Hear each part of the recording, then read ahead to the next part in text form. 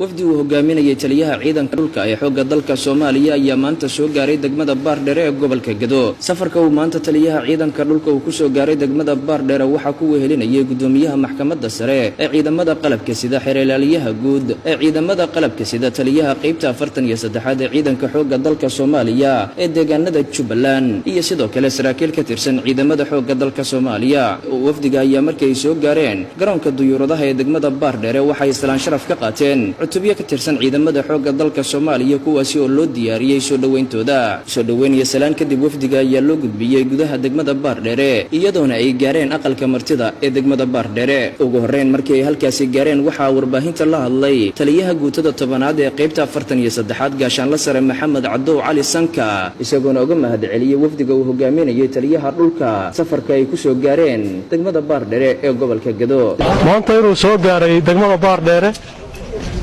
wafdiga uu hogaaminayay taliyaha ciidanka dhulka taliyaha qaybta 43aad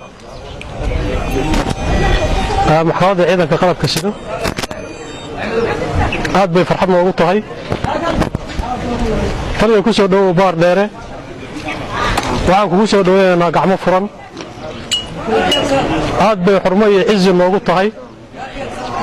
booqashadaadii aad maraysay deegaano badan oo ciidamada dhulka ay degan yihiin inaan qayb ka noqonno qaybta 43aad guutada 10aad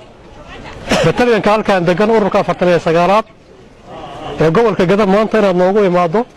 sidoo kale waxa isagu sharafay noo tahay taliyaha qaybta 43aad ee ciidamada xoogga dalka Soomaaliya ee deegaanada Jubbaland General Budmudow sharafay noo tahay in taliyaha ciidanka dhulku General Abdixamiid uu kormeer u hogaaminayo saraakiil badan iyo isaga rayn bay noo tahay inuu noogu yimaado deegaanka iyaga nala arko baahida taala tusaale iyo tilmaamo wuxuu noo wado na siiyo sharaf bay noo tahay hadal badan oran maayo taliye ku soo dhawow guutada 10aad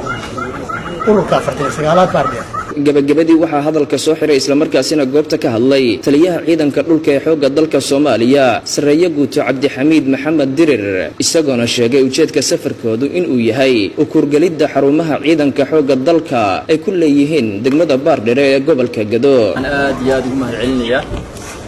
madaxda iyo saraakiisha halkaan igu soo dhaweysay oo taliyaha qaybta 43aad iyo taliyaha guutada 10aad iyagana aad baa ugu mahadcelinayaa. halkaan waxaanu ku soconay waqti ballaaran oo sareeyaal iyo saraakiil kaleba ay yihiin waxaana u nimay inaanu u kuurgalno xaaladda ciidanka maadaama aan kormeero hore ku soo sameynay gobollada dhexe iyo gobollada dalka qayb ka mid ah maadaama ciidanka dhulka uu yahay ciidanka ugu awoodda badan oo ugu maaragtay tirada badan oo meel walba oo Soomaaliya ay ka joogaan waxaan rabnay inaanu halkaan u nimay inaanu ogaano xaaladaha iyo maaragtay marxaladaha ciidanku ku sugan yahay aan ugu kuurgalno xaaladooda si dhaba waxyaalaha jira inaan ogaano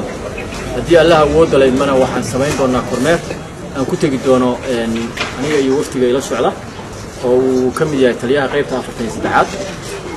iyo waftigan kornada oo ila socda iyo taliyaha guutada 10aad oo isaguna nin aad iyo aad runtii halkaan macno weyn ugu leh